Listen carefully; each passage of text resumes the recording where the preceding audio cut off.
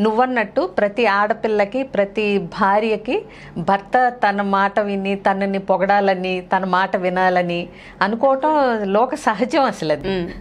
Yes madam. కాబట్టి ఇందులో మనం అంత నవ్వుకోవాల్సింది కూడా ఏం లేదు, ఎందుకంటే ఇది వాస్తవం. ఎస్. సో నువ్వు చిన్న చిన్న టిప్స్ అడిగావు. ఎప్పుడూ కూడా ఒక మనిషికి మన మీద ఒక ఇష్టం, మనం చెప్పినట్టు వినాలి అంటే ముందు మనం గమనించాల్సింది ఏంటంటే, ముందు మనం వాళ్ళకి ప్రాధాన్యం ఇస్తున్నామని చెప్పి వాళ్ళకి అనిపించాలి.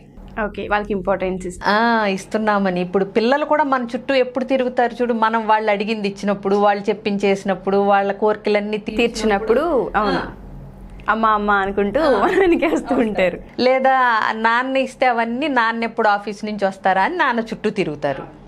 సో అది సహజం. సో ఏంటంటే మనకి ఎవరైతే ఆ ఇష్టాన్ని చూపించి, మనకి ఎవరైతే ప్రాధాన్యత ఇచ్చి, మనల్ని ఎవరైతే మన అవసరాలు గమనిస్తున్నారో వాళ్ళ చుట్టూ మనం తిరుగుతాం.